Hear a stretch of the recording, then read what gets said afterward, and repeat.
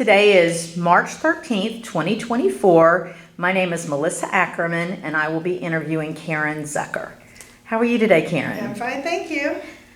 Tell me about your family, your parents, and if you know about them, your grandparents, where and when you were born. Let's start there. So I'm from a family of 4 total. My parents moved here in 1980 from Ohio.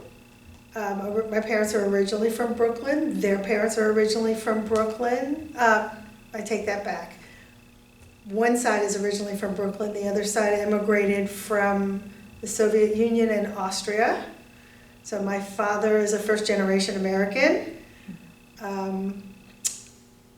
We've been here, like I said, since 1980 and moved around a lot growing up. It's me and my brother, and my parents moved here in 1980 and I stayed.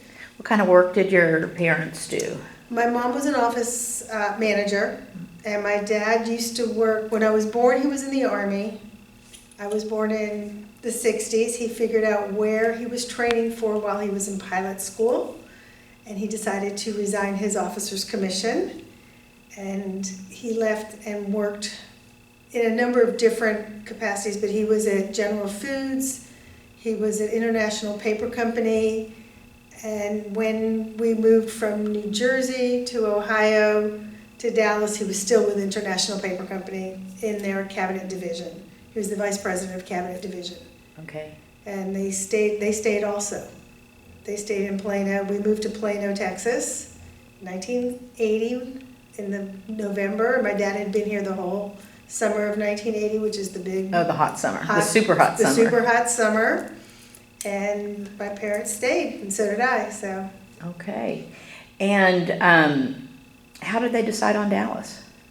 I think it was just a job opportunity for International Paper Company at the time. Mm-hmm. And where did you live as a child? Like I said, growing up, I lived in Fairlawn, New Jersey. We lived in Brooklyn for a short time. Mm-hmm. We were in Dover, Delaware until I was 8.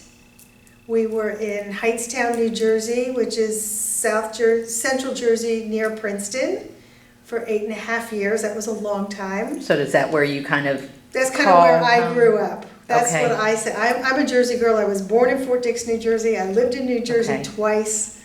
I'm a Jersey girl, transplanted to Texas. I got here as soon as I could. Okay, what were the neighborhood? What was the neighborhood like in Jersey? I guess the place. In New Jersey, in Hightstown, because I remember that growing up. I was there from 8 until 16 or 15. There was a large Jewish community. It was a bedroom community for New York City and Philadelphia, because you could go either way. And my dad worked in New York City and got on the bus every day for 55 minutes, every day. And it was one of those planned community developments. So I lived in Quad 1. We had moved in, we were one of the first families to move into Quad 1. It was, I want to say it was probably 30 to 40% Jewish, but we had a Barbados neighbor who showed us about their holidays. We had neighbors across the street that grew up with my parents by accident. It was a mishmash of, and as Twin Rivers kept growing, the whole neighborhood kept growing. With you moving so much, did you keep up with the people from past neighborhoods? I did, from a couple of them from New Jersey, from Hightstown, through writing letters, and mostly through USY growing up. Were you active in USY? I was active in USY as a teenager. My parents were not affiliated with a synagogue until I was 4, when I came home from a private nursery school, and apparently I had been taught Jesus loves me. And my dad went out and got me into Hebrew school that weekend, and we joined a shul. Okay, and tell me about your experiences in school, grade school. I was in private nursery school. I went to public school. My parents wanted to send me to a preparatory high school, and I turned them down. They wanted to send me to Petty, which was in Hightstown, and I didn't want to go, and regret it every day. Okay. Had some college. When we moved to Ohio, I went to Youngstown State University. And when we moved to Dallas, I tried to enroll in Brookhaven, but my parents lived in Collin County, and we couldn't afford the difference between the counties. Oh, I didn't realize that they did that. It was $900 versus about $9,000. Wow. Okay. back in the 80s. Okay. So, So did you end up, so I ended up not at the time, and then I met my husband the second week I lived here. and how did you meet? We met at Tiferet, Israel, Okay. on Hillcrest and Royal, and my dad had been going to the shuls while he was here in that summer. He said, "This is a He'd nice gone there, shul. okay. It's traditional. It's like what we have conservative in New Jersey, and same prayer book, same songs, same everything." And my father-in-law was the rabbi at the time, Okay. and Rabbi Zucker introduced us after the late service Friday night. Okay, and how long did you go out with each other before you 6 knew? weeks before I got the ring. 3 Okay. days before we decided. Okay. We just didn't tell my dad. You just knew. We knew pretty quick. And how old were you at the time? I was 19 when I met him. Okay, and was he around the same age? He is 5 years older than me. Okay, So he was 23 when I met him.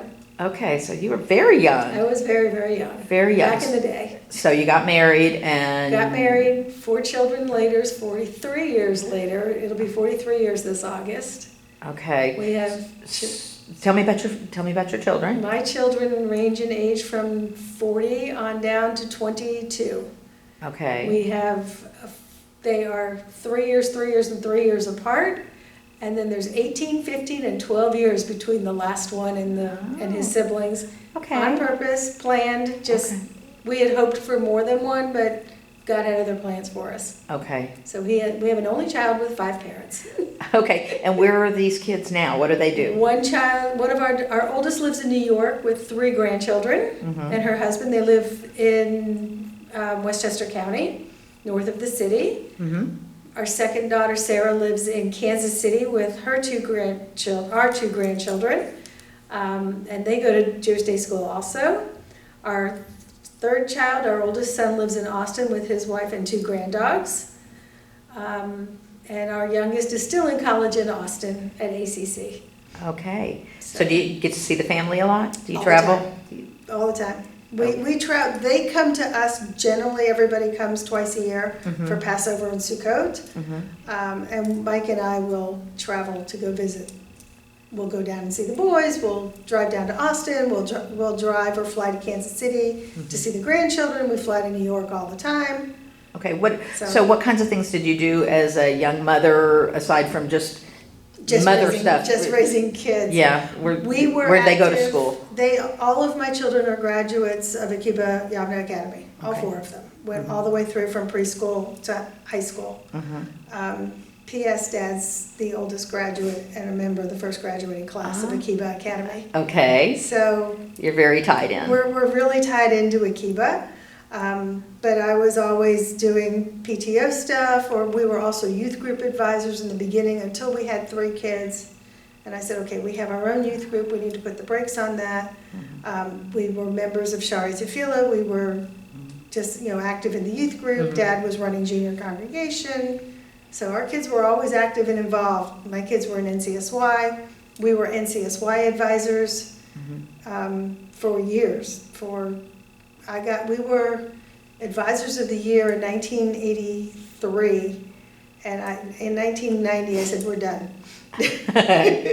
You had your fill? I had my fill. I had 3 kids at home, and I couldn't have them traveling every other weekend. That's hard. That's very hard.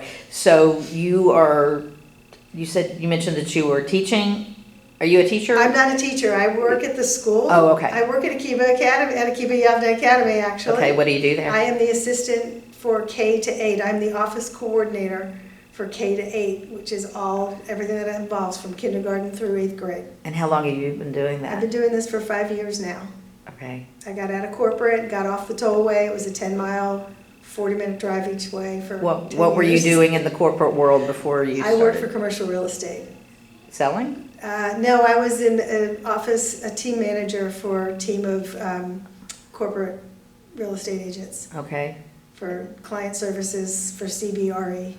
Oh, all right. Okay. So being in the corporate world is a little different from being in Very the Jewish different. Day School world. Being in the corporate world versus being in the nonprofit world. It's quite different. But I'm enjoying it, and it's fun, and I have pretty much 90% of the history of the school right here. I bet.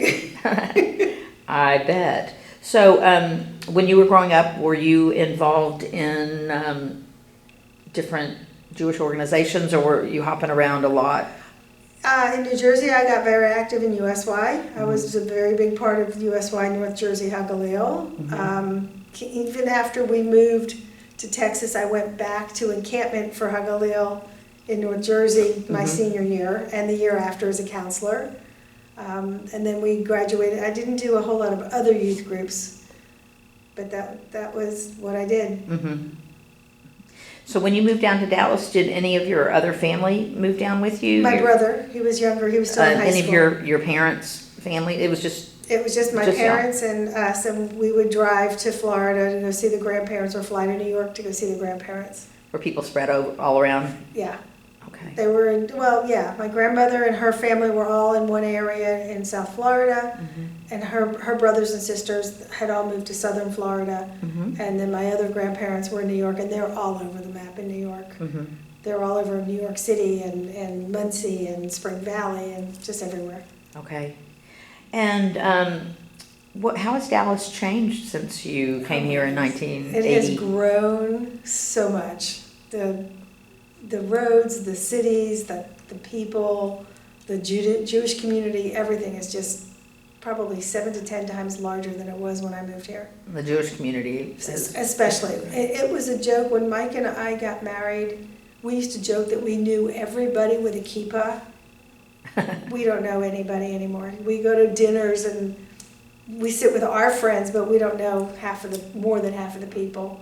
So, have your kids continued their kids going to Jewish day school and their involvement in community? So our oldest daughter, yes, absolutely. Our oldest daughter's children all go to a school very similar to where she went to. They go to Westchester Day School in New York. Mommy teaches there. Our son-in-law works in finance on Wall Street. Our younger daughter is in Kansas City, and we have told all of our children, if Jewish day school is a problem for you, we will take care of it. Okay. So our younger grandchildren go to Hyman Brand in Kansas City. They pay their JCC dues, and we pay for preschool. And we told our other children, when you have kids, if you send them to Jewish day school, we will make sure it happens. That's wonderful. So. Did they do a Jewish camping? Were your kids involved in any of that? All of my kids went to sleepaway camp. Where did they go? Our oldest girls, all three of them went to Mosheva for many years. Dina then moved to Morisha, which are all Orthodox camps. Aryeh went 1 year and didn't like camp. And Nachi went for 11 years to Camp Stone, which is also an Orthodox camp. Okay. Did they end up being on staff because they liked it so Aryeh much? did, yeah. Dina was, Sarah and Aryeh, Nachi did, and Dina did. Sarah and Aryeh, not so much. Okay. Do you have any role models, or did you have any role models when you were growing up? When I was growing up, I wanted to be like my grandmother. She was just a character. My grandmother wanted to be in Yiddish theater, and her parents wouldn't let her because it wasn't done. And she was just a firecracker. She was short and funny, and even when she was in her late 90s, louder and funnier. Can you speak Yiddish? I cannot. Sadly, I can't. I know more Yiddish now than I knew when my grandmother was alive. But they would talk around me. Everybody. So for the adults? Both of my grandparents, all four of my grandparents spoke fluent Yiddish, and my parents knew it but never spoke it. And then everybody would talk around the kids. So, and it wasn't just me. My great-grandmother was alive until my daughter was born, actually. And Bubby also didn't speak English. She only spoke Yiddish. Really? So I knew things like Asha Schmeck. I was such a pretty girl, and Shana Madel, and I smelled good, but you couldn't converse. I couldn't go back and forth with her. You've done a lot in your life. What are some of the things you're most proud? I'm most proud of all of our kids, and the fact that we've survived 42 years of marriage. That's not easy. It's not easy. Well, my husband and I he's my best friend, so that's the easy part. But we're most proud of our kids. We really are. They've become exactly what we hope. We're very blessed. Is there anything else you'd like to talk about that we haven't covered on here? I don't think so. Well, I've enjoyed visiting with you, and Thank you very much. You're welcome.